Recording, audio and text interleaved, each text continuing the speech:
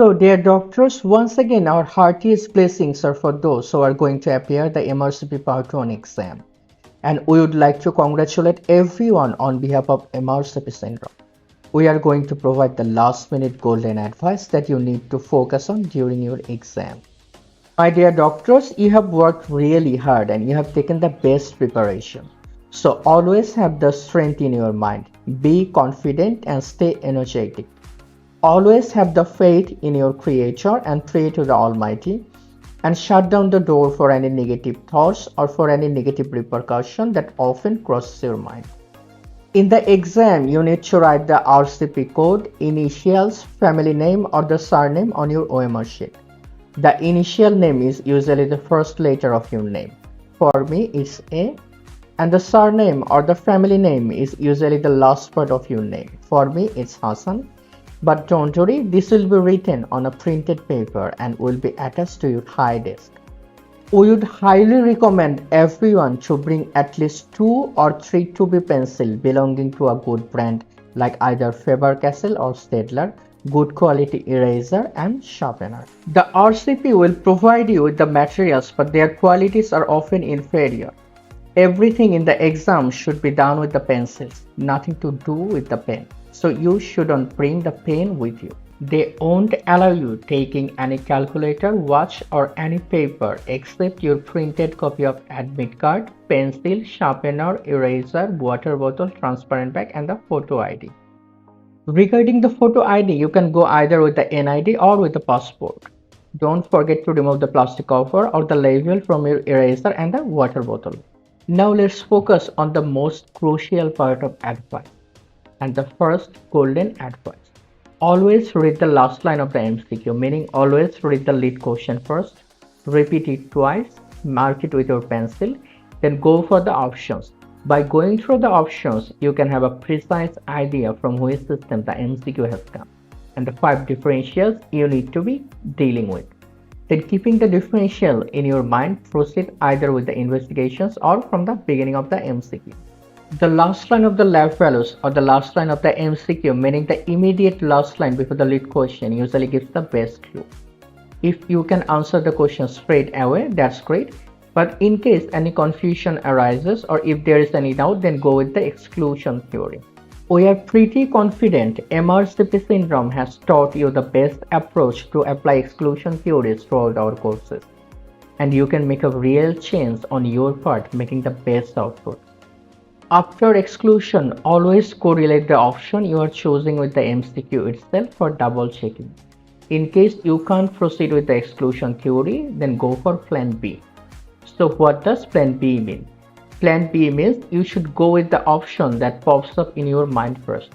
This might not always work but has the highest probability ratio of being correct. You should mark the important points on the question as well as the abnormal lab values with your pencils, making a circle. Then have a bird's eye view over the entire scenario of the MCQ. This will help you to focus and choose the correct option more easily. You will have exactly 1.8 minutes for a single MCQ. There will be some direct questions like asking the mechanism of drugs or something of the similar pattern. This type of MCQ will take less time, and again some MCQs might be tricky, might be confusing and might take up more time. So always maintain the balance regarding the division of time. Try to finish around 40 questions per hour so that when you are done with 80 questions, you still have 1 hour left to deal with the rest 20 MCQs and those MCQs which you have skipped in the first place. Now let's come back to biostatistics. If you find any biostat question related to math difficult or unable to find the answer or unable to apply the formula, then start with the options. Meaning go with the back calculation and see which option fits with the data given on the MCQs. We do highly recommend you to take the food along with you. Now let us give you a strict reminder. Do not attempt to discuss anything during the interval period regarding paper 1 with anyone. If anyone starts discussing from paper 1, stop him straight away. Because active or passive involvement in the discussion will lead to release of excitatory or inhibitory neurotransmitter, making you either overstimulated or super depressed. You won't get time to revise anything during the interval period between paper 1 and paper 2. But even if you can manage some time for revision, our advice would be don't go with the revision. Just remain free. Being free will keep your head calm and will help you to focus and concentrate more in the exam hall. And believe me, this is the most crucial part for passing the exam. And always remember, you don't need to correct all the questions. You need only 63 to 65% scoring, which is equivalent to 120 to 125 corrected answers, provided that the questions are average. Around 120 plus correct answer will make you pass the exam. So it's not at all a big deal even if you make a mistake in around 70 questions. 70 is always a big number and you will always have that luxury. Don't get puzzled if you get repeated questions or even multiple questions from the same topic. This might be a trick from the RCP. And you should approach all the MCQs from a simple perspective. All MCQs are simple unless proven otherwise. Throughout our extensive observation, we have seen candidates approaching every MCQs from a complicated perspective. This is one of the biggest mistakes. No question is complicated unless you are fully convinced that it's a really difficult one. And last but not the least, there will always be 5 to 10% questions which you haven't read or you haven't seen in your entire life. You will absolutely have no clues regarding these questions. You will just feel that these questions are either from the sky or only the examiner himself knows the answer.